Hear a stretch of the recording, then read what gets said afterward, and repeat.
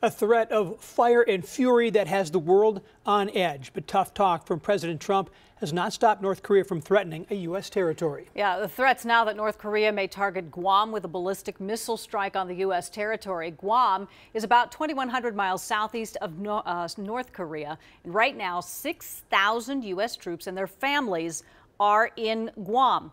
The island is home to one of the military's anti-ballistic missile defense systems that could intercept missiles launched by North Korea.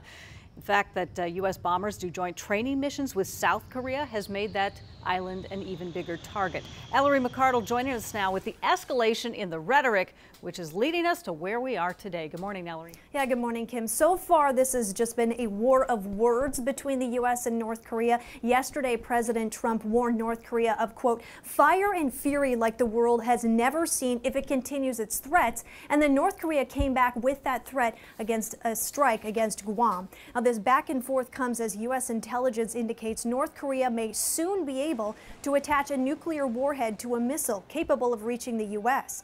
We talked with a Minnesota native who's an expert on North Korea. He says the U.S. needs to be careful not to inadvertently start a war because of rhetoric, and North Korea's threats center around preserving its regime. North Korea is not going to attack the United States out of the blue. They would only attack the United States in desperation if they thought that it was the last thing they could do to save their regime. Now, right now, North Korea is facing another round of sanctions, but many say that there needs to be better discussion between the U.S. and its allies, and that's something we'll talk about next half hour. Back to you. All right, Ellery, thank you very much. The president's threat is being questioned by some in his own party. In an interview with a Phoenix radio station, Republican Senator John McCain suggested President Trump was exaggerating, but added, quote, the great leaders that I've seen, they don't threaten unless they are ready to act. All it's going to do is bring us closer to some kind of serious confrontation. Democratic Senator Dianne Feinstein said the president is not helping matters with his, quote, bombastic comments. New this morning from Paris, police are searching for a vehicle and driver who hit 6 soldiers guarding a Paris suburb today.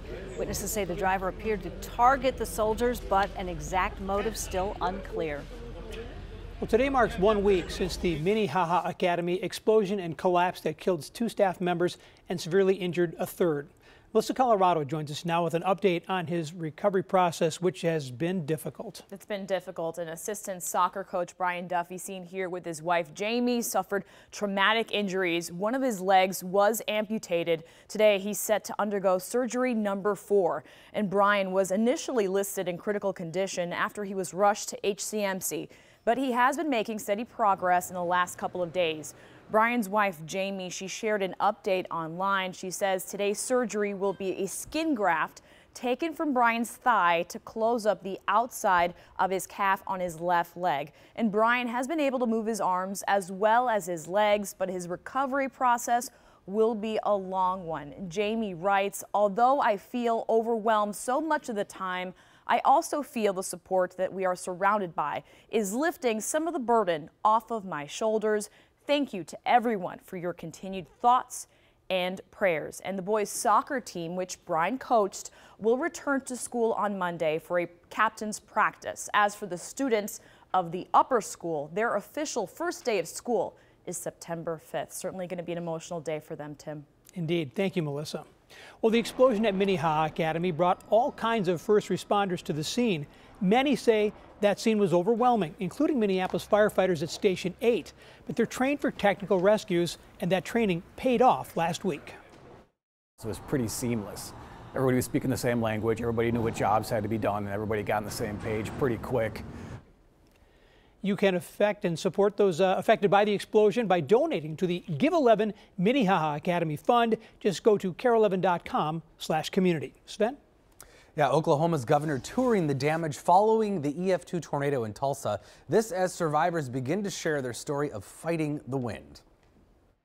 Like, we were in midair, like, to get on the ground, and the windows just shattered. Sydney then started sliding. Her friend, risking her own life, jumped on top of her. A piece of metal pierced Sydney's backside, barely missing vital organs and her spinal cord. She should be fine and her friend walked away with cuts and bruises. 30 others were hurt in the same storm. Texas continues to get hit with rain as well. As much as 7 inches fell in the Houston area yesterday. The deluge flooded roads, forcing some 24 rescues. And in Mississippi, the same thing. Rescuers raced to save a driver who got trapped in rising floodwaters in downtown Jackson. You can see the man's legs hanging out the driver's side window as firefighters work to get him out. Crazy stuff, Sven. Yeah. Some new numbers this morning show more Americans are dying from Alzheimer's disease. New data from the Centers for Disease Control show there were about 31 Alzheimer's-related deaths per 100,000 people in the past year. That's up from 29 the year before per 100,000. One reason for the increase, doctors are now more likely to list Alzheimer's disease on death certificates. Now, the study, of course, coming out the same day that we learned Glenn Campbell had died from the disease. The 81-year-old was surrounded by family when he died in Nashville. The Rhinestone Cowboy, as some know him, left a big mark in the world of music. Glenn Campbell, of course, releasing some 70 albums with a staggering 21 top 40 hits. At the height of his career, he hosted a weekly television show, and in 2005, Campbell was inducted into the Country Music Hall of Fame. It was 6 years after that he was diagnosed with Alzheimer's, so he took his battle public and conducted a 150-stop farewell tour. It became part of a documentary detailing Campbell's Alzheimer's struggle. The movie's song was actually nominated for an Academy Award. He never learned to read music, which was amazing. I don't think Paul McCartney reads music either. You know, when I think of his songs that are famous, I think Wichita Lineman might be closer to who Glenn Campbell was than Rhinestone Cowboy. He's a lineman for the county. Yeah. Yeah, no, it's a Gentle on My Mind, wasn't that also? Yeah, I think so. Or is that Bobby Goldsboro? I'm looking at Dean Weiser. Dean don't know. Nope, he's giving us a blank stare. So if I'm wrong on that one, I apologize. He did a lot to bring awareness to this disease too, which is crossed over too, went into movies with John Wayne in the original adaptation of True Grit. He was fabulous in that. So yeah, passing away at 81.